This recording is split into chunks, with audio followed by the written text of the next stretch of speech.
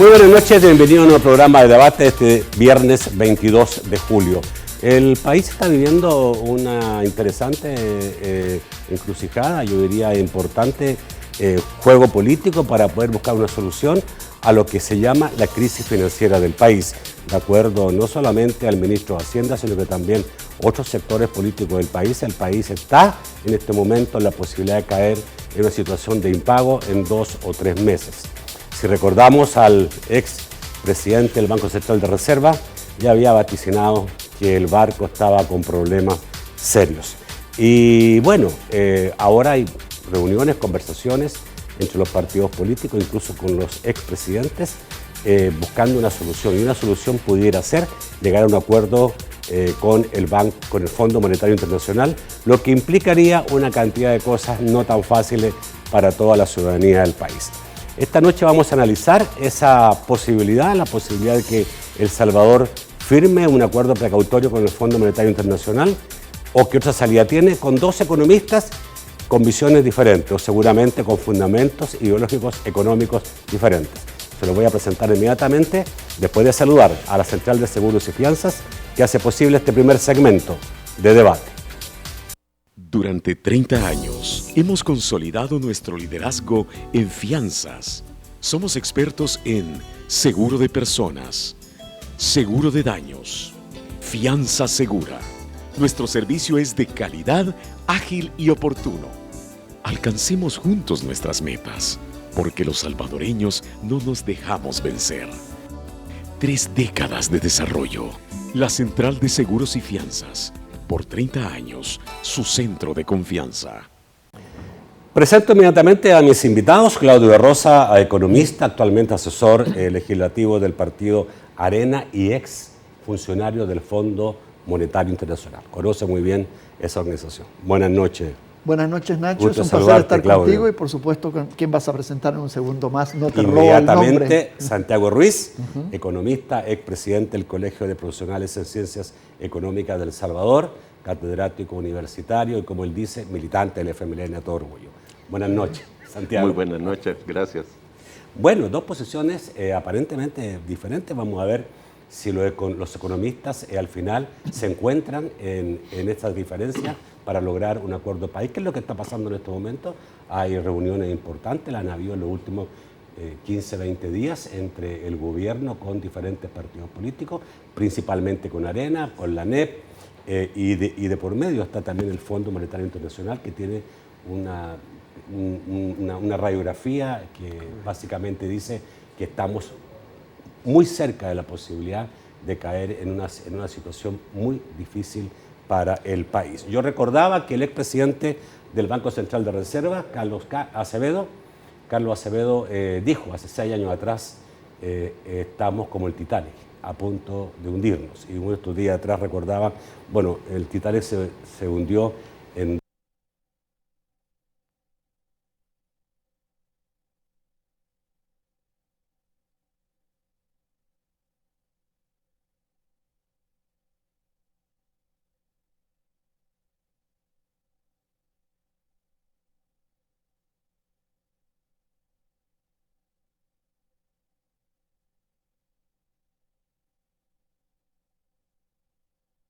Si tú crees que por ahí va el camino que El Salvador debe buscar, el camino que está señalando el Fondo Monetario, es un buen instrumento el que está señalando el Fondo Monetario, que el país ya tiene un endeudamiento de 63% del Producto Interno Bruto y que puede llegar a un 70% en los próximos años si no se hacen cambios significativos. También ha señalado que la situación de impago es muy posible, que eso está a la vuelta de la esquina, y que obviamente hay que hacer cambios importantes, que podemos hablar un poco más adelante de cuáles son las opciones que presenta el fondo. La situación fiscal, como usted ya lo dijiste, y no hay que repetirla, es extremadamente delicada, es muy grave. Entonces, cada vez que es más grave la situación, la medicina siempre es más amarga y es más duro tenerla. O sea, ya es quimioterapia ese tipo de medicina, así. Entonces, uno siempre mira al Fondo Monetario y cree que el Fondo Monetario es el malo de la película. El Fondo Monetario no es el malo de la película. Él solo hace el diagnóstico de la situación y prescribe medicinas. Y no impone absolutamente nada. El fondo conversa solamente con las autoridades. Si las autoridades están de acuerdo, entonces empiezan a ver si tomamos esta medida o esta otra, en esta podemos ceder un poco más, en esta un poco menos, pero se responde a una situación. Entonces todo comienza con una situación muy crítica que tiene el país. Claudio, para entender, aquí se trata, digamos, que si el Fondo Monetario interviene, es dinero por una estrategia en donde... No. Hay dos tipos de préstamos que hace el Fondo Monetario, dos tipos de programas que hace el Fondo Monetario. Uno, cuando hay recursos involucrados en él, y eso llamamos un stand-by, un acuerdo compensatorio, y generalmente estos acuerdos, la función que tienen es ayudar a la balanza de pagos. Por eso, El Salvador, en este caso... El Salvador no tiene problema de balanza de pagos. Entonces, dentro de eso hay ¿No tiene problema? ¿Me puede explicar eso? No, es decir, tiene una balanza de pago que es superavitario, no nos faltan los dólares, por decir así, no estamos en una crisis en el lado comercial con el mundo externo. Eso es una crisis de balanza de pago. Entonces, una variante que hay veces que dentro de un stand-by, es para poder tener un recurso contingencial. Y en el caso de El Salvador, cuando se habló del acuerdo contingencial para ayudar a El Salvador, era porque no hay un prestamista en última instancia que le gusta que haya el Fondo Monetario y ellos pondrían una cantidad de recursos, aunque todos los bancos con la cantidad de reservas que tienen pueden jugar perfectamente un papel de prestamista de última instancia, es cosa de ajustar la ley para que funcione de esa manera. Los bancos nacionales. Los bancos en El Salvador. Los que están en El Salvador. Claro, los que están en El Salvador. Entonces es una cosa. La otra forma que hay es un stand-by sombra que le llaman, y este stand-by sombra lo que tiene por finalidad es darle seguimiento a un acuerdo de ajuste fiscal, en este caso, que es lo más útil que se hace, de tal manera de comprobar que el gobierno está cumpliendo con esas metas, si tú quieres, que le llaman condicionalidades en el Fondo Monetario, que se comprometieron a alcanzar. Entonces, si dicen ellos, un ejemplo cualquiera, que el déficit fiscal lo van a bajar de 3 a 2,5%, entonces, si está en 2,4, el Fondo Monetario te dice, cumplieron el primer tramo, van bien y no hay ningún problema. Pero si está en 2,6, ya no cumple. Y ese mensaje va a los organismos financieros internacionales, a los organismos, que dicen confiamos en El Salvador, confiamos en El Salvador, está siguiendo la política del Fondo Monetario. Y le es más fácil colocar los bonos del país, en este caso los eurobonos que quiere colocar el país, le es más fácil y tiende a encontrar mejores tasas de interés. Eso es lo otro, que es muy importante dentro del mercado. ¿Nos quedamos hasta ahí? Ya está ahí si quieres y después seguimos. Y vamos, seguimos. Ok, Santiago, tú estás por... al principio parecía difícil que el gobierno del presidente Sánchez Serén fuera a buscar algún acuerdo con el Fondo Monetario Internacional. La izquierda siempre ha repetido que las experiencias con el Fondo Monetario son muy difíciles y muy duras, porque claro, el Fondo Monetario simplemente aplica recetas y no está pensando si esa receta aprieta mucho o aprietan poco. El presidente de la República dijo una cosa, digamos, que llama la atención. Estamos dispuestos a ahorrar, sabemos que hay que buscar ahorro, pero no estamos dispuestos a despedir a nadie ni a tocar nuestros programas sociales. Pero en los últimos días pareciera, digamos, que el ministro Cáceres, por ejemplo, ayer o anteayer dijo si estamos y queremos buscar un acuerdo con el Fondo Monetario Internacional. Sí, efectivamente, la economía del país, especialmente, digamos, el sector público, y teniendo en cuenta que no se ha podido avanzar lo suficientemente en disminuir el déficit fiscal y el nivel de endeudamiento ha ido aumentando y creciendo ya a niveles peligrosos, entonces yo creo que es necesario tener como respaldo al Fondo Monetario Internacional de tal manera de hacer mejores negociaciones desde el punto de vista financiero, especialmente desde el punto de vista de la deuda, ¿eh? O sea, la de lograr, digamos, refinanciar la deuda, porque ya en este momento la cantidad de millones que están pagando de intereses es muy elevada. Por el otro lado, también desde el punto de vista de dar confiabilidad a los sectores empresariales internamente, ¿no? Porque, digamos, Se han llegado a acuerdos en varias ocasiones, pero a juicio del sector empresarial, el gobierno no lo ha cumplido, ¿eh? Y entonces esa falta de confianza entonces está afectando al país, especialmente por el lado de las inversiones, ¿eh? Digamos, el capital salvadoreño se está invirtiendo en otros países, ¿eh? Y en El Salvador no logramos, digamos, una recuperación económica significativa, ¿eh? Por lo tanto, yo sí estoy de acuerdo en que se debe de buscar, digamos, ponerse de acuerdo con el Fondo Monetario Internacional, que no es difícil, ¿eh? Porque los problemas son claros, están allí. Pero, a ver, no sé, yo tengo, en mi memoria está presente el rechazo que ha habido siempre de los gobiernos de izquierda a amarrarse con el Fondo Monetario Internacional en un tipo de acuerdo. O sea, lo tengo en la memoria porque sé que ha ocurrido muchas veces en gobiernos de América Latina. ¿Esos fantasmas del pasado ya no existen? ¿Cómo no? Existen. Y posiblemente, digamos, al interior del frente habrán dirigentes que no están de acuerdo con este planteamiento. Pero creo que es una necesidad urgente del país, como especialista, como profesional, ¿eh? Estoy de acuerdo con el diagnóstico, ¿eh?, que se ha hecho de la situación económica del gobierno y que no se le encuentra solución inmediata. Ok. Voy al corte y después del corte le voy a preguntar a mis amigos aquí economistas que obviamente esto tiene un impacto social. Ellos también, digamos, serán muy economistas y trabajarán mucho con números, pero saben lo que significa políticamente un impacto social. Y eso es, digamos, cierto, hasta dónde podría estar un gobierno como el gobierno del profesor Sánchez Serén dispuesto a recibir un impacto social negativo producto de esta receta que seguramente no va a ser del agrado de la mayoría. Ya volvemos.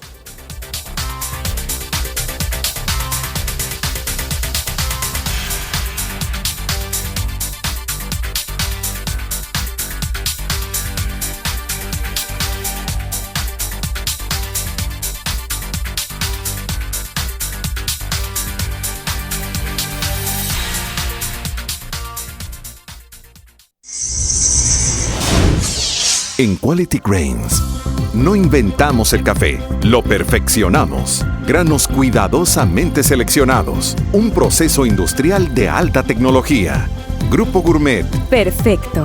Grupo Premium. Perfecto. Grupo Popular Deportivo. Perfecto. Y una experiencia perfecta de aroma y sabor. Quality Grains. 25 años perfeccionando lo perfecto.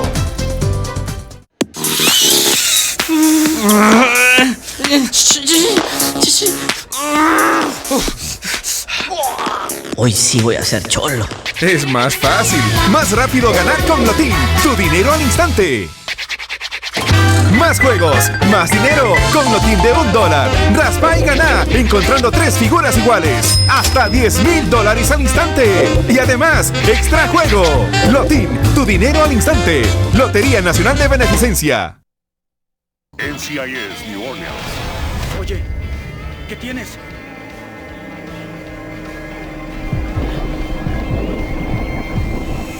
Necesito.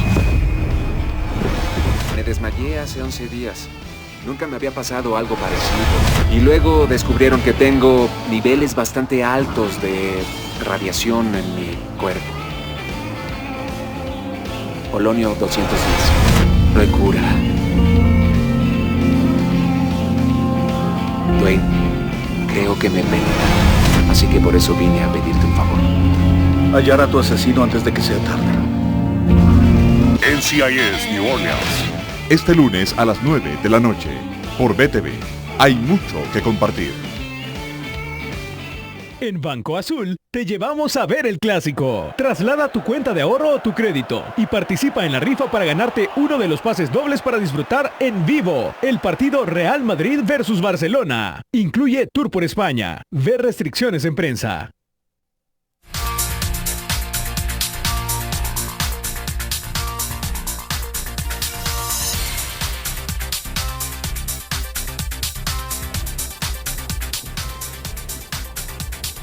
El segundo segmento de debate gracias a Banco Agrícola.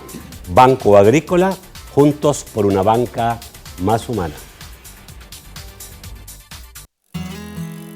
Creemos en el esfuerzo que día a día nuestra gente entrega para mejorar sus vidas, las de sus familias y su comunidad. Aunque el sol deje de brillar, nuestro inquebrantable espíritu nos mantiene unidos. Porque juntos es como encontramos el verdadero valor de la vida y descubrimos que cuando aprendemos a cuidar al otro, a hacer lo correcto y a contribuir para que los demás tengan una vida mejor, es posible un mejor país. Banco Agrícola, juntos por una banca más humana. A ver, vamos a más o menos señalar lo que se sabe y cuál ha sido algunas recetas que el Fondo Monetario ya ha señalado son a la situación del país. Dicen, hay que reducir salarios del sector público. Reducir salarios del sector público. No tanto reducir el monto del salario, sino que a lo mejor lo que se gasta en salario, el costo de los salarios del sector público.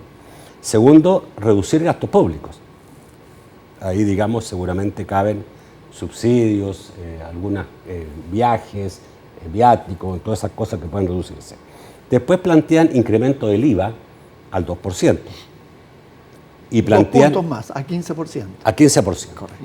2% más, o sea, pasar de 13 a 15.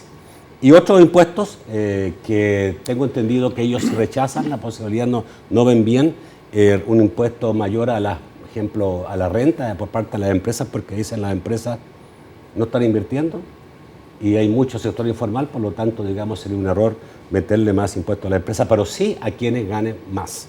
Y también se habla del impuesto previal. Por ahí anda la cosa y obviamente todo esto podría traer, bueno, en caso de las pensiones, la aceptan, pero una reforma paramétrica y de cobertura, o sea, básicamente aumentar la edad de jubilación, aumentar el monto de la cotización y también buscar un aumento de la cobertura. Por ahí está. Esto trae porque obviamente posiblemente menos empleos, pasar el trago amargo. El trago amargo no le gusta a ningún gobierno y todos los gobiernos hacen lo posible porque vaya al otro gobierno, correcto, que no le caiga a ellos. Correcto. ¿Aquí no tiene posibilidad de tirarlo al próximo gobierno? No, porque el problema de la crisis del default es mañana. O sea, esto no es cosa de ya chocó el Titanic con el hielo, por decirlo así. Entonces ya no es de posponerlo esto. Indudablemente que el Fondo Monetario está sugiriendo un ajuste de 3.5% del PIB, 3.5 puntos del PIB. Eso es más o menos 910, 920 millones, es lo que tendría que achicarse el déficit. Y el déficit... Para entenderlo mejor, es que cuesta, digamos... Sí, no, para eso usted estamos. Como economista se la sabe, entonces pero mire, estamos hablando que el Estado debería tener disponibilidad de 900 millones aproximadamente. Tiene que achicar lo que le falta en 900 millones. Y el problema es que le están faltando alrededor de 900 millones, es decir, prácticamente lo está... Dame una idea. ¿Y ¿2 puntos del IVA cuánto es? 2 puntos del IVA son más o menos, millones. Son 270, el número así para calcularlo. Entonces son 270 millones y 540 son 2 puntos del... 540 tenemos solamente con el IVA. Otro impuesto más que puedan meter, otros 70 o 100 millones. Exacto. Estamos en 600, o sea que el Estado debería ahorrar unos 200 millones. Claro, no tiene que ahorrar alrededor de 900 millones, tiene que achicar todo entre una combinación de cuánto más nos va a sacar del bolsillo a todos, sea el gobierno que sea, pero así el gobierno siempre, cualquier gobierno, cualquier color político, no importa, cuánto le va a sacar en adición a la gente del bolsillo a través de impuestos, o si no, cómo ellos van a reducir el gasto. Y una mezcla de reducción de gasto con un incremento de ingresos que puede ser más impuestos, pueden ser nuevos impuestos, pueden ser alzas de impuestos o simplemente mayor recaudación, mayor administración tributaria. Es decir, cómo salimos a controlar que le paguen los impuestos al gobierno. Eso de aula de clase, eso no tiene nada que ver ni con este gobierno ni con otro, sino que eso es lo normal que sucede. Entonces, el Fondo Monetario que ha cambiado mucho en la forma de ver estas cosas, no solamente habla de hacer el esfuerzo, por un lado, de aumentar impuestos o reducir gastos, sino que tiene apoyo social para contrarrestar los efectos regresivos del IVA, porque dicen hay que ir a ayudar a los que tienen menos recursos. O sea, 2 puntos más de IVA puede producir más pobres. Puede producir más pobres. Entonces dice, tome parte de esta reducción de impuestos, gaste un poquito más, pero para ir en ayuda a la gente de más recursos, de menos recursos, ¿no? Pues no necesariamente pueden ser programas específicos, que es para ayudar la pobreza, que la construcción, que... pero ahí estamos hablando de ayudar solo a la pobreza. A la gente. Para nada de clase media. No. Al pobre. Mira, voy a decir algo, señoras y señores, a ustedes les va a parecer extraño, lo voy a decir, pero esto históricamente en todos los países del mundo siempre se ha dicho que nosotros, la clase media, somos el jamón en el medio del sándwich. No estamos ni más arriba ni más abajo. Los de arriba salen mejor, los demás abajo salen también mejorados, pero nosotros al medio somos el jamón del sándwich. Ahora, el fondo le ha dicho al gobierno que lo que cree necesario es ajustar 3.5 puntos del PIB que ya hemos visto. Pero fíjense que eso es, dada la deuda, que tú muy bien lo dijiste, que en este momento es 62-63% del PIB y que se considera que va a llegar a 70% del PIB en algunos años más, al 2025 exactamente, dice el Fondo Monetario. Sin embargo, hay una cosa que no hemos considerado. Tienen que ajustar el Producto Interno Bruto a una realidad que se hace todo esto en todos los países del mundo, y a veces el PIB termina siendo más grande o termina siendo más chico. Es decir, lo que producimos nosotros en un año puede ser más grande o más chico. Y en este caso tenemos malas noticias también. Y las malas noticias son que el Producto Interno Bruto está entre 10 y 13% sobreestimado. O sea, va a ser 10 a 13% más chico. Entonces, este 64%, 62% se eleva inmediatamente a 70% ya. Y eso significaría que este 3.5% de ajuste no es suficiente. A ver, eso déjame terminar una cosita, y perdona a Santiago también. Se lo presentaron ya al gobierno y el gobierno dijo que él está de acuerdo, y creo que te va a ayudar para la próxima pregunta para Santiago, está de acuerdo, pero con un ajuste no de 3.5, sino que de 2.5, y que ellos van a buscar, todavía no han planteado nada en el gobierno, van a buscar cómo alcanzar esta meta, no necesariamente siguiendo todo lo que sugiere el fondo, que es una sugerencia nada más, sino que ellos creen que tienen otra forma de solucionar el problema. Este ajuste al PIB que tú dijiste es referente a los ajustes que hicieron estadísticamente el gobierno del presidente Saca. Empezó en el gobierno del presidente Saca. Esto no tiene nada que ver si fue el presidente Dara. Empezó en el periodo del gobierno de Saca. Siempre el Fondo Monetario está velando por esto en todos los países del mundo, porque se va desfasando, y se empezó en el gobierno de Saca, se terminó de hacer en el gobierno del presidente Funes, y en un momento se dijo que eran 20% lo que estaba subestimado. Eso es lo que dijo Carlos Acevedo. Y ya revisándolo con mayor precisión, han llegado a que está entre 10 y 13%, pero no hay humo blanco todavía. Uno es la parte, digamos, fría, la parte de la cifra económica, y otra es la parte social. Estamos hablando que esto puede incluso generar más pobreza. Y tenemos muchos pobres para tener más, ¿sabes? No es que, digamos, ¿aguanta políticamente esto, Santiago? A mí no me gusta hacer análisis políticos, sino que económicos. Digamos, los entonces, pobres hablemos de impactos. Sí. Entonces, la situación económica, digamos, de los más desfavorecidos es muy difícil. Cualquier medida que venga a disminuir, digamos, la dinámica económica o que produzca alguna contracción puede ser bastante dolorosa. Ahora, el problema es que en estos, las soluciones significan sacrificios. El punto está, ¿quién es el que se va a sacrificar? Yo creo que el sacrificio debe ser compartido. O sea, no solamente deben de ser sacrificados los pobres, sino que todos nosotros tenemos que participar en sacar a este país adelante. Especialmente, digamos, el sector empresarial, que yo en los últimos tiempos estoy observando, digamos, cada vez mayor interés en buscar solución a los problemas nacionales. Desgraciadamente no se logra, digamos, concretar, digamos, acuerdos efectivos, pero sí hay una actitud bastante positiva de parte del sector empresarial. Y por el gran problema, creo yo, tiene que ver con el aspecto ideológico, de creer de que este remedio puede echar abajo, digamos, todo el proyecto político, económico del gobierno del frente.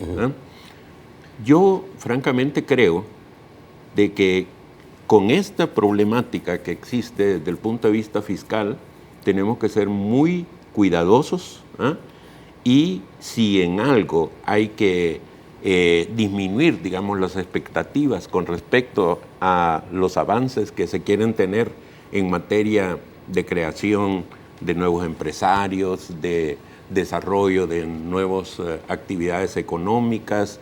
Hay todo un plan de parte del gobierno de transformación productiva. Entonces, creo que va a haber necesidad también de ajustar, digamos, ese plan, esa estrategia, porque realmente no hay manera de solucionar este problema queriendo que todo sin que no cause dolor, que no cause un efecto sobre las personas. La última vez que se aumentó el IVA fue en el gobierno del presidente Calderón Sol. Recuerdo que se llamó Pacto de San Andrés, si no me equivoco, donde los votos para lograr esta subida del IVA vinieron de lo que era en ese momento el Partido Demócrata, el partido de Joaquín Villalobos y la gente del ERP. Y el partido desapareció inmediatamente en la próxima elección, como que se le pasó la factura fuerte. Y fue para financiar los acuerdos de paz. Justamente. Para financiar los acuerdos de paz. Claro. Y pasó de 9 a 13, me parece. No, de 10 a 13. De 10 a 13. Santiago, el IVA es como el más importante, el que realmente recauda. Los otros impuestos está bien, se ve que son poco, no tan efectivos, pero el IVA de un plumazo, digamos, 2 puntos son $500.000. Pero siempre se ha dicho que el IVA, y yo he escuchado a la izquierda, no, el IVA no se aumenta porque el IVA es un impuesto regresivo. Depende, porque también se puede pensar en una solución de un IVA que sea diferenciado, en donde, digamos, hay productos, hay bienes, servicios, etcétera, que realmente no son necesarios. O sea, los muy básicos pueden quedar igual. El arroz, el frijol. Pues sí, lo que consume la mayoría de la población. Incluso rebajar. Tú perfectamente puedes decir, no estoy proponiendo nada, estamos hablando numéricamente. O sea, pero escuchen estas recomendaciones, por favor. Se puede perfectamente bien subir el IVA de 13 a 15% en general, y tú dices, el IVA de la canasta básica se reduce a 10. Entonces vas ayudando a la gente que gana tan poco que apenas consume canasta básica. Pareciera que hay salida. Pareciera que hay salida. Siempre hay una salida. El problema, ¿a quién le va a doler más y dónde vamos a cargar la balanza? Y ahí hay que buscar, como decía muy bien Santiago, un equilibrio, y todos tenemos que contribuir.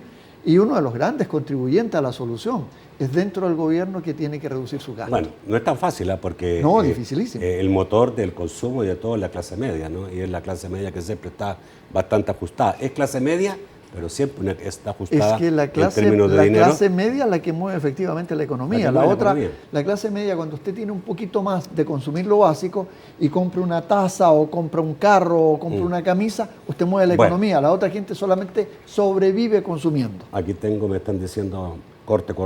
Voy a corte, ya volvemos.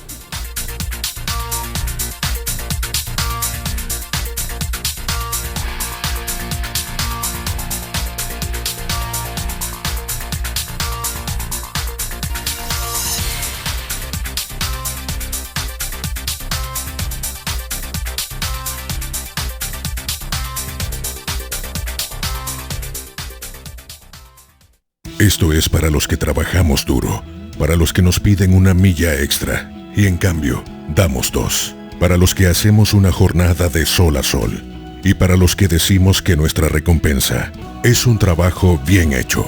Llegó el nuevo diésel bajo en azufre Texaco con Tecrondi, que protege de la corrosión y mantiene limpios los inyectores para mayor potencia y mejor rendimiento. Nuevo diésel bajo en azufre Texaco con Tecrondi. Texaco, 80 años en El Salvador y seguimos brillando.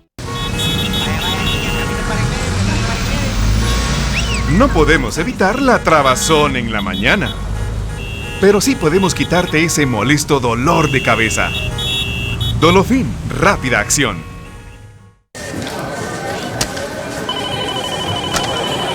No podemos evitar que tengas tanto trabajo, pero sí podemos quitarte ese molesto dolor de cabeza. Dolofin, rápida acción. Desde siempre, el analgésico efectivo contra el dolor de cabeza.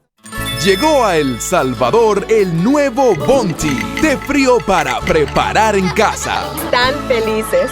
Necesitamos darles algo bueno, rico y refrescante. ¿Un refresco en polvo? Preferible darles otra cosa. Te tengo una sorpresa. ¿Qué tal si les damos el nuevo Bounty, de frío para preparar en casa? Nuevo Bounty, rico, refrescante y bueno porque tiene té. ¡Delicioso! Y mira lo que pasa cuando lo preparo. Para refrescarse, Bounty. Delicioso, trae menos azúcar y tiene té. Acompaña muy bien todas las comidas. La carne, el pollo, las hamburguesas. Prueba ya el nuevo Bounty. Rico, bueno, rinde 2 litros y a buen precio. Pruébalo en sus 2 deliciosos sabores, limón y durazno. Alcanza para toda la familia por tan solo 30 centavos. ¡Mami, qué rico! Nuevo Bounty, rico, refrescante y bueno. Alcanza para todos por tan solo 30 centavos. ¿Qué esperas para probarlo? Nuevo Bounty. El pozo de la lotería. Ahora puede ser más grande. El primer premio arranca en $100,000. Mientras más juegas, más se incrementa. El pozo de la lotería te invita a continuar en sintonía de Debate con Nacho Castillo.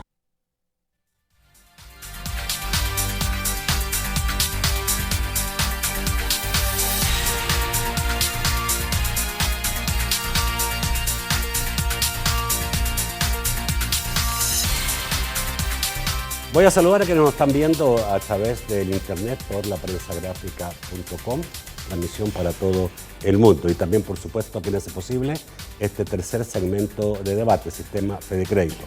Con tus tarjetas de crédito del Sistema Fedecrédito, disfruta de las mejores ventajas. Llegó ese día. Lo piensas bien. Cuidas detalles. Y vas con todo. En esos momentos de tu vida, tus cajas de crédito y bancos de los trabajadores del Sistema Fedecrédito te ofrecen tarjetas de crédito con los mejores beneficios para que siempre tengas lo que tanto has soñado. A la vuelta de la esquina, estamos donde tú debes estar. Sistema Fedecrédito. Queremos darte una mano. A ver, antes con Claudio, quiero preguntar a Santiago, ¿qué crees tú que el gobierno debiera tomar en cuenta como una cosa fundamental? Ya dijiste, digamos, mirar muy bien cómo no afectar a los más débiles del país, pero por ahí salió el tema después que tú dijiste eso, la clase media es el que mueve el consumo en el país. ¿Por dónde, a tu juicio, deberían ir los impuestos? Dije, parece que el IVA lo aceptaste ya. Diferenciado. Diferenciado, sí, ya. Sí. No conozco muy bien, digamos, las cifras como para poder decir una cantidad, pero sí, digamos, se quiere querer resolver el problema solamente, digamos, con los otros impuestos. El gran problema es la oposición a esos impuestos, ¿no? Por el otro lado, desde el punto de vista del gobierno, de acuerdo a su estrategia de transformación productiva, entonces un incremento del IVA, aunque sea diferenciado, tendría un efecto dañino, digamos, sobre la demanda. Y todo el modelo de transformación productiva está basado sobre un incremento de la demanda, para utilizar, digamos, la capacidad ociosa que existe en muchas empresas, etcétera, etcétera. Un poco un modelo así keynesiano. Entonces, el gobierno tiene que tomar en cuenta de, por un lado, digamos, disminuir sus aspiraciones desde el punto de vista de crecimiento y desarrollo, para resolver este problema de estabilidad en este momento. Esto es, digamos, si yo me considero un médico de la economía, eso es lo que yo estaría diciendo. Ya, pero por ejemplo, de algunos impuestos que se mencionan, el impuesto predial. Bueno, el predial lo hemos venido planteando desde hace muchos años, ¿verdad? ¿Debiera estar en El Salvador ese impuesto? Por supuesto que sí. ¿Y el impuesto al patrimonio? El impuesto al patrimonio tiene un efecto bastante negativo, mientras que el predial tiene un efecto positivo, digamos, en el sentido de que se utilizan mejor los recursos, especialmente la tierra, etcétera, que está sin trabajar. Santiago, ¿crees tú que se puede hacer las medidas paramétricas en el sistema de pensiones? Que, bueno, es técnicamente lo correcto, pero está hablando de El Salvador. Está hablando de los costos políticos, ¿no? Porque aumentar seguramente en 5 años para hombres y mujeres la edad de jubilación, aumentar la cotización, no debe ser trago fácil de aceptar. Digamos, el sistema de pensiones antiguo finalmente tuvo problemas precisamente por no actualizar los parámetros. Correcto. Estaba previsto. Yo tuve la suerte de mi profesor de estadística, el Cáceres Viale, que era un magnífico que trabajaba en esta área. Entonces, él nos explicaba a nosotros, estoy hablando de los principios de los 60, sobre la necesidad de ir ajustando estos parámetros de acuerdo, por supuesto, a la esperanza de la vida, de acuerdo a las condiciones laborales, desarrollo de los distintos sectores, etcétera, etcétera. Desgraciadamente, digamos, desde el punto de vista político, a la gente no le gusta hacer esto. A los gobiernos no les gusta. A los gobiernos no les gusta. Incluso, no digamos. Es políticamente correcto. Sí. Incluso, digamos, actualmente hay todo un debate, digamos, en el sentido de que el sistema de pensiones pública, digamos, de Estados Unidos, no obstante de que es muy pequeño, digamos, la pensión que da, y que la gente tiene que contratar su propio sistema de pensiones privado, va a tener problemas en el 2060, 60, 65. Si no se hacen cambios en Estados Unidos ya tiene ese problema. Y en Alemania también tiene problemas. Sí. Alemania, pero lo está Alemania hace muchos años que lo está asumiendo este problema. Claudio, antes quiero preguntarte, digamos, por qué estamos en esto. Yo creo que es importante saber por qué estamos. Pero antes dime, de lo que hablé con Santiago, ese tipo de impuestos, patrimonio, predial, ¿estás de acuerdo con, obviamente, el aumento al IVA, pero los otros impuestos, porque también el fondo dice quitar algunos impuestos que recaudan muy poco y crean distorsiones. Crean distorsiones, como el de las telecomunicaciones, como el de las transferencias bancarias. Claro, mira, un sistema tributario es bueno cuando hay pocos impuestos y son recaudadores. Por eso que tiende uno técnicamente, subrayo la palabra, técnicamente a mirar el IVA, porque el IVA se sabe que recauda inmediatamente y todavía no lo termina de pagar usted, ya lo está recibiendo el arca fiscal. Sin embargo, también hay otro concepto muy importante. Cada vez que usted pone un impuesto, cualquier impuesto, es mayor o menor un freno que le pone a la economía. Entonces, si usted quiere que crezca la economía, que se generen más empleo, está en una situación bastante difícil. Y ese es, podríamos decir, el jaque que está sufriendo el gobierno en este momento. Porque por un lado quiere que crezca la economía y por otro lado va a tener que tomar estas recetas porque aunque uno le advirtió en muchas oportunidades que el buen vivir financiero que tiene el Estado le iba a traer este problema, no quisieron escuchar. Y no hay peor sordo que el que no quiere oír lo que uno le está diciendo. Entonces, ¿qué es lo que sucedió en este caso? ¿De dónde viene todo este problema? Porque se aprobaron, lo que decimos en la jerga así, de economistas en forma simpática, se aprobaron presupuestos mentirosos. ¿Qué es lo que es un presupuesto mentiroso? Uno que trae aumentados excesivamente los ingresos y no trae todos los gastos a sabiendas que se va a producir ese gasto. Entonces, si usted me pregunta aquí en El Salvador, ¿cómo qué? Bueno, se aprobaron los presupuestos para los 2 años electorales y no iba el gasto de las elecciones. Y después, en último momento, corriendo, poniendo presión que se necesita que aprueben un préstamo para pagar por este gasto que se conocía de antemano, que es violatorio de la Constitución, esa forma de actuar. Y por el otro lado, tenemos que ha habido irresponsabilidad en el manejo de las finanzas públicas. Fíjense que aquí hay un dato que es bastante interesante y que lo resalta el Fondo Monetario Internacional. ¿Cómo ha aumentado el gasto de la planilla en el sector público? Fíjense que el gasto del sector público ha aumentado, de planilla ha aumentado 58%, el gobierno central, 58%. Es decir, no puede ser que del 2008 al 2015 haya aumentado 58% las erogaciones en sueldos y salarios. Y eso es lo que le preocupa al fondo, porque hemos llegado a 9% del PIB, 9% de lo que producimos. Me pueden regañar los economistas, pero para la gente, 9% de lo que producimos en un año se va para pagar sueldos y salarios en el sector público. Pero le voy a dar otro dato que a usted le va a incomodar más, señora o señor. Fíjese que usted ha pagado nuevos impuestos. Y de los nuevos impuestos que usted ha pagado, se lo voy a colocar bien sencillo, por el aumento que hemos tenido en estos gastos de salario, de cada dólar adicional que usted ha pagado en impuestos, 77 centavos se han tenido que destinar a pagar sueldos y en el sector público, en el gobierno general que le llamamos nosotros. Entonces, esas son las cosas que crean problemas. Luego, si bien uno puede decir el gobierno es el principal responsable porque ellos están administrando las finanzas públicas, también hay un grupo de personas que son responsables, pero que están más escondiditas.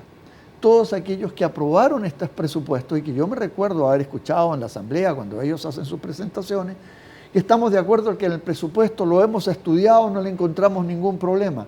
Todo el mundo les advertía que había cosas que no estaban incluidas, que estaban sobreestimados los ingresos. Nunca hicieron caso porque está todo bien. Y le voy a mostrar... Y siempre se respondió que era un presupuesto. Era un O sea, que era un supuesto, que no había que ser tan, tan ajustado. No, pero también tengo para contestarte a eso y se lo voy a contestar enseguida. Fíjense que en el año 2014-2015, lo que se estimó en el presupuesto de ingresos fue 314 millones más de lo que se recibieron. Y resulta que los funcionarios públicos en general, lo conozco bien porque estaban haciendo yo también mirando estas cosas, creen que el ministro tiene guardado en una gaveta este dinero. Ese dinero no existe, es un presupuesto, es una suposición previa. Y en el año 2016, a junio, es decir, vamos a medio camino, ya tengo 95 millones menos que lo que se presupuestaron. Entonces, eso crea un problema muy grave porque los ingresos se creen que están ahí, pero no están. Es un supuesto solamente el ingreso. Pero fíjese que el gasto, una vez que está en el presupuesto, es un dato dado, hay que cumplirlo. Incluso a final de año uno sabe que andan viendo cuánto nos sobró, en qué lo gastamos para no devolverlo, porque si no el próximo año nos van a achicar el monto que nos dan. Si no corregimos esto de manera eficiente, entonces estamos pagando. Entonces la irresponsabilidad, el mal manejo financiero lo termina pagando el contribuyente o el pueblo. Rápidamente, Santiago, lo que se ha hablado tanto es firmar una ley de responsabilidad fiscal para tener un manejo, yo diría, más transparente, pero además más ajustado a la realidad del país, ¿no? Sí, efectivamente, digamos, es un instrumento muy necesario para países. Pero no es una camisa de fuerza complicada. Para los políticos sí. A los políticos sí. Pero hay otro elemento que creo yo que tiene que considerarse en todo esto, y tiene que ver de que la solución definitiva tiene que ver con el crecimiento de la economía. ¿Ya? O sea, ¿cómo conseguimos resolver los problemas que están afectando el crecimiento de la economía? ¿Cómo conseguimos aumentar, digamos, la inversión privada en El Salvador? De parte de los salvadoreños que inviertan en El Salvador. Por supuesto de que hay todo un problema político, de desconfianza, ideológico, etcétera, pero creo que es el momento. Este es el momento para que, como salvadoreños, pongamos nosotros nuestro granito de arena para tratar de resolver eso. De arena. Ya habló de Parece que hay bastante coincidencia entre invitados y yo lo presenté como que pensaba totalmente diferente. No, es que hay una Voy cosa, al corte. Nacho, quiero, brevísimo. Es cuando uno analiza técnicamente las cosas y saca lo político, llega a la misma llega al mismo conclusión. resultado. Vamos al corte, volvemos rápidamente con sus comentarios y sus preguntas.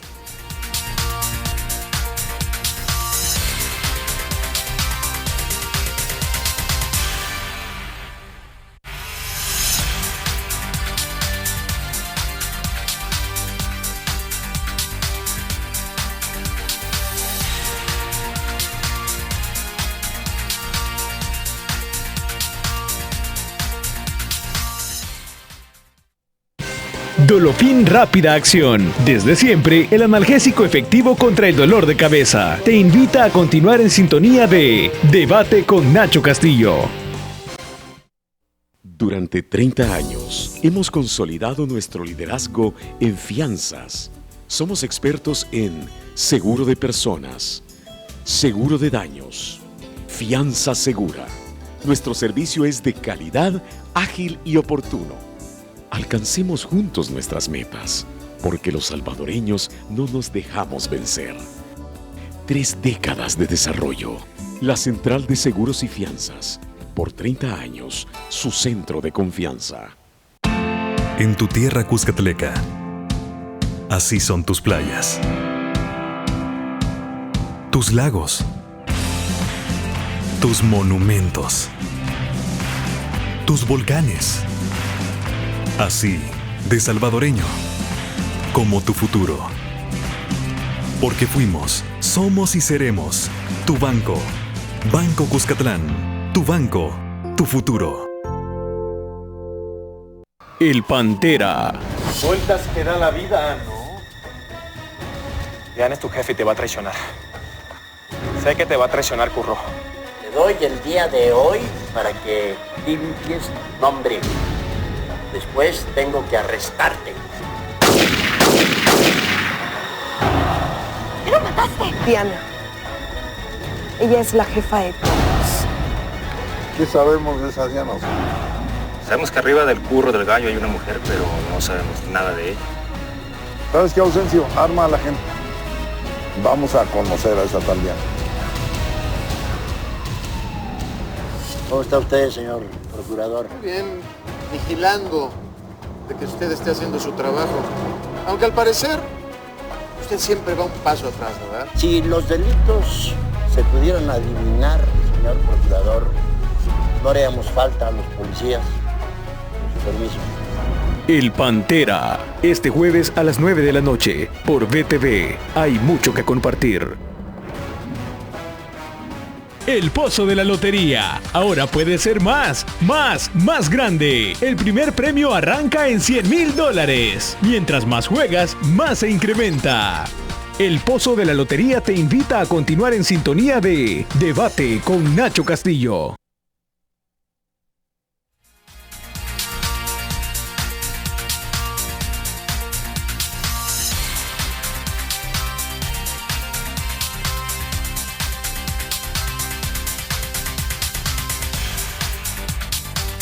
Bueno, voy a leer yo las preguntas del público y voy a tratar, digamos, de que quede lo mejor posible para que se entienda. Hay un amigo televidente que dice, don Pedro Alvarado, dice, ¿cuántos empleados públicos pudieran ser despedidos en los próximos años o en los próximos días? producto de esta situación. ¿Cuántos empleados públicos? Y hay otra pregunta también muy relacionada con esta, que dice, ¿cuándo ya pudieran empezar esos despidos públicos? Tengo otra pregunta del señor Ever Mauricio Galindo. Otro tema sería cómo combatir la corrupción en el país. O sea, ¿cuánto puede aportar un combate a la corrupción dentro de estas medidas? Tengo otra pregunta, dice René Adalberto, pregunta cuáles son las implicaciones a nivel internacional de no cumplir estas recomendaciones del FMI. Hay otra pregunta, dice, queremos una CICIG, creo que colaboraría mucho en esta situación. Lo otro es, otra pregunta que señala un amigo televidente es, si mayor inversión pública ayuda también, o sea, si se hace una apuesta por mayor inversión pública, esto puede ayudar también a reactivar la economía y generar la inversión que el país necesita. Y finalmente, una pregunta bastante interesante, dice si el FMLN, al aceptar este acuerdo con el Fondo Monetario, estaría renunciando a un tercer gobierno. Imagínense, digamos, la pregunta. A ver, ¿quién quiere empezar? Voy con la última contigo, porque sí está, digamos, con todo, ¿no? Mira, yo creo que desde el punto de vista de la economía nacional se requiere, digamos, un esfuerzo duradero. No, o sea, no es un problema que se va a resolver en pocos meses, pero sí necesitamos un acuerdo de qué es lo que se va a hacer en los próximos meses y años. Este ajuste va a durar al menos 5 años, al menos, no porque puede ser más todavía. Entonces, 5 años de 5 años de apretarse el cinturón. Apretado el cinturón. Sí, así es. Pero también, digamos, se pueden hacer correcciones en el sentido de lo que tú planteabas. Por ejemplo, pasar más gasto que se está haciendo actualmente para favorecer, digamos, a las familias más pobres y todo lo demás, a inversión. Una inversión que genere empleo, una inversión que genere producción, etc. Solamente el gasto lo que está haciendo es dinamizando la demanda, que luego va a la gente a comprar a las empresas. Eso es bueno, está bien, pero es mucho mejor, digamos, la inversión productiva. Es mucho más sana, favorece la educación de la población, no se acostumbran la gente a estar ahí en cierta forma de mantenido. En el otro aspecto tiene que ver con de que el gobierno tiene que pensar en cómo solucionar estos problemas que se están dando, y si eso pone en peligro el próximo gobierno, llegar nuevamente al gobierno, yo creo que ese es otro de los sacrificios que deben de hacerse. Mira, Santiago, me cayó otra pregunta y dice, un amigo televidente dice si esto va a afectar la lucha contra la delincuencia, porque hasta hace poco tiempo atrás todas nuestras metas eran juntar dinero para tener suficiente para luchar contra la delincuencia. Ahora, al apretarse el cinturón, ¿qué va a pasar con eso? No, yo creo que la lucha contra la delincuencia tiene que ser una de las prioridades, digamos, de este país. Aun cuando tengamos el cinturón apretado. Así es.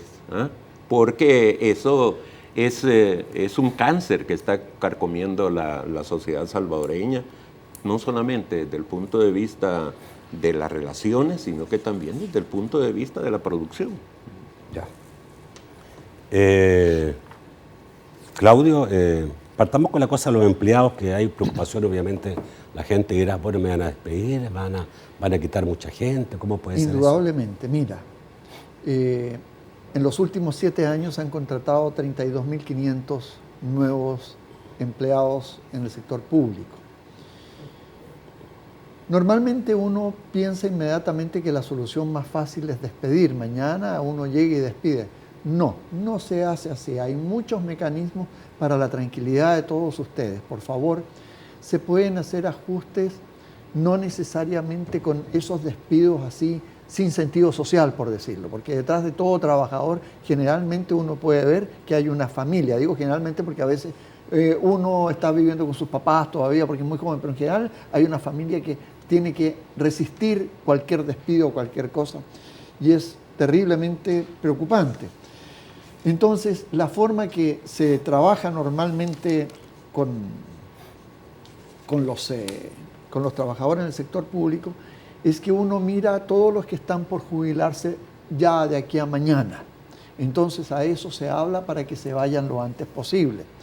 Luego, también hay un mecanismo que se llama la mano dorada, cuando el golden shake en inglés, la mano dorada, que te dan la mano dorada, que significa que a lo mejor podemos conseguir incluso un préstamo para pagarle a la gente, ¿qué le digo yo? Le paguen 1 año de salario, se le faltan 2 años, y le hagan la cotización correspondiente en la AFP para que usted pueda jubilarse de la mejor manera posible. Entonces, estas cosas se pueden hacer, y usted me dice, ¿cuál es la gracia? Bueno, quizás el primer año yo voy a gastar en pagarle por adelantado su salario, pero 2 o 3 años después esto ya se ha calmado, y esa es una forma. La otra es, cada vez que se va produciendo una plaza, o sea, una vacante, no la llene, trate de ajustarla. Entonces, hay muchos mecanismos, por favor, señora, señor, usted que trabaja en el sector público, que se puede responder a esto, pero se puede hacer perfectamente con conciencia social. Creo que ahí, si el FMLN, gobierno en este caso, es inteligente,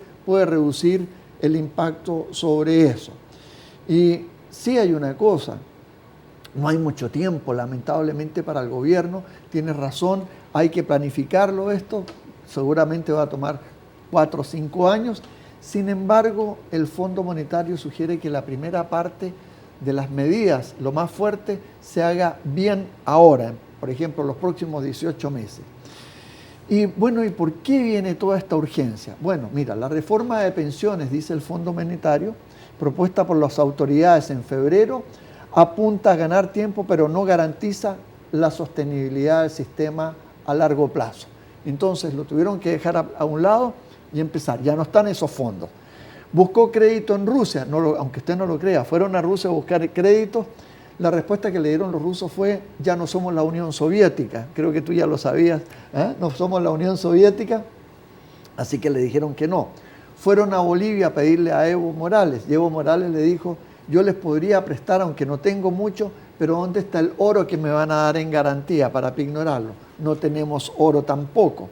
Y luego han ido a Petrocaribe todavía a ver qué podía dar, y Petrocaribe no está para prestar, está para recuperar. ¿Todo esto es cierto o tú estás especulando sobre esto? No. Yo lo supe Así esto fue. de gente que está en estos mercados y que está moviéndose, así que es una información firme en este sentido. Entonces, yo creo que esta medicina amarga se va a tener que tomar, donde lamentablemente el FMLN ahora no le puede echar la culpa a absolutamente nadie. Por eso que el costo político más fuerte le va a caer al FMLN. Bueno, ¿cómo cambian las cosas de un día para otro, ¿no? Hace unos días atrás estábamos hablando de cómo ayudábamos a los ninis. Hoy día los ninis, ni nini ni nada. A nadie. Ni nini ni pisto. Sí. Ni pisto ni tiempo. Y no lo digo realmente por burlarme de algo que realmente hubiera sido que es un drama bueno social si el país muy lo grande. pudiera. Sí. Si el país lo pudiera hacer. Pero obviamente es complicado. Claro, y es complicado porque se perdieron de aquí entre enero y abril, diciembre y abril, 6.000 empleos. Y el malabarismo financiero que estaban haciendo ya llegó, que tiene muchos platos en el aire, y se le cae uno por tratar de agarrarlo los otros, se le caen todos al suelo. Ese es el problema que tiene el gobierno en este momento. A mí se me acabó el tiempo. Y ya me dijeron, ya se acabó, me tengo que ir. Y al gobierno también, tiene que tomar las medidas ya. Muchísimas gracias, Claudio, un placer estar por con estar Santiago esta noche. Y con ustedes, por supuesto. Santiago, siempre un gusto tenerte acá. Muchas gracias, un honor. Muchos años de experiencia de Santiago. Bueno, los dos, ¿no? Los dos son con muchos años de experiencia en conocimiento de la economía. No estoy diciendo que estén viejos. Amigos televidentes, los espero el lunes a las 8 de la noche en un nuevo programa de debate. Que pasen muy buenas noches.